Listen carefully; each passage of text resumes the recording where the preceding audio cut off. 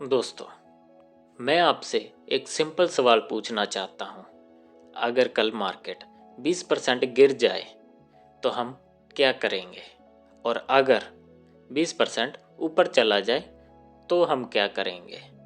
सच ये है, मार्केट उतना डेंजरस नहीं होता जितना हमारा रिएक्शन होता है। इंडिया में करोड़ों लोग म्यूचुअल फंड में इन्वेस्ट करते हैं, लेकिन एक्स्ट्रा ऑर्डिनरी रिजल्ट्स बहुत कम लोग देख पाते हैं। प्रॉब्लम फंड नहीं होता, प्रॉब्लम टाइमिंग भी नहीं होती। ज़्यादातर केसेस में डिफरेंस बिहेवियर क्रिएट करता है, और आज हम इस डिफरेंस को समझेंगे। Same fund different life. दो लोग सेम म्यूचुअल फंड में SIP स्टार्ट करते हैं। अमाउंट सेम, टाइम और फंड भी सेम। 10 साल बाद रिजल्ट अलग अलग। ये कैसे पॉसिबल है?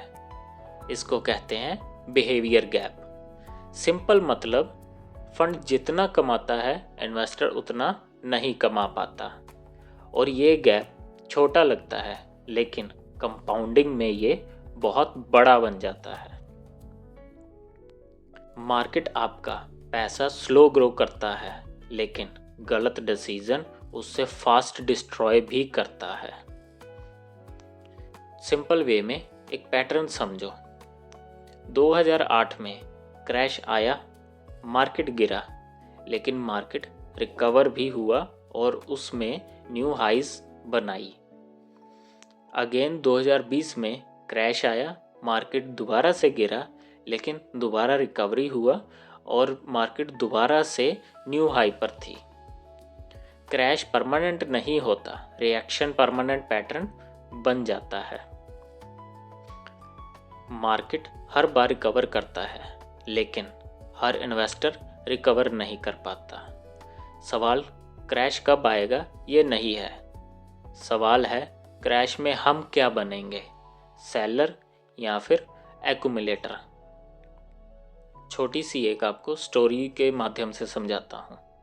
मान लीजिए दो दोस्त हैं, दोनों SIP कर रहे हैं। मार्केट गिरता है, एक नर्वस हो जाता है, SIP पॉज कर देता है।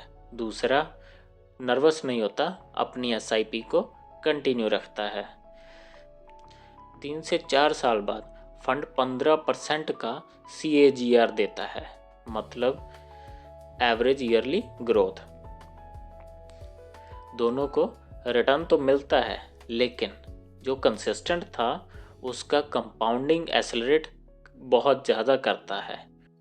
यहाँ से यही समझ आता है कि डिफरेंस फंड में नहीं था, कंसिस्टेंसी में था। मार्केट डिस्काउंट देता है, लेकिन सिर्फ उनको जो रुकते नहीं, जो अपनी SIP पॉज या स्टॉप नहीं करते। यहाँ एक ऑनेस्ट बात समझनी बहुत ज़रूरी है। हम सब इंटेलिजेंट हैं, हम सब डाटा देखते हैं, लेकिन डिसीजन डाटा से नहीं इमोशन से होता है। मार्केट क्रैश फाइनेंशियल टेस्ट कम और इमोशनल टेस्ट ज़्यादा होता है। अगर आप बिगिनर हैं तो क्रैश से डरना नहीं है। SIP का डिज़ाइन ही कुछ ऐसा है कि वो मार्केट के अप्स एंड डाउन्स को एवरेज करता है, और आपको डेली मार्केट देखने की नीड नहीं पड़ती।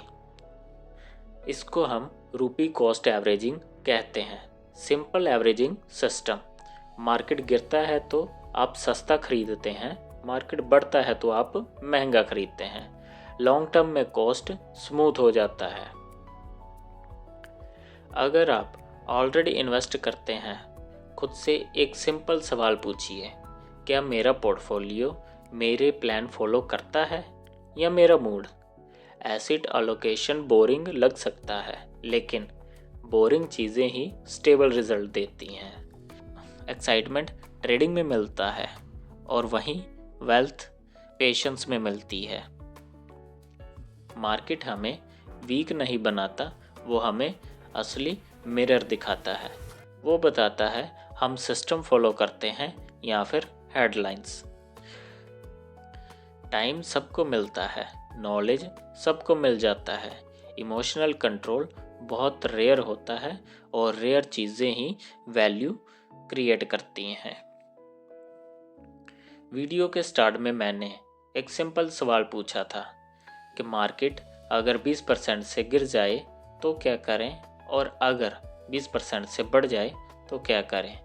अब शायद आंसर थोड़ा क्लियर होगा। म्यूचुअल फंड पावरफुल टूल है, लेकिन टूल तब काम करता है जब यूज़र स्टेबल हो। लॉन्ग टर्म में मार्केट आपको रिवॉर्ड करता ही करता है। अगर ये वीडियो वैल्यूएबल लगा तो इसे सेव कर लीजिए।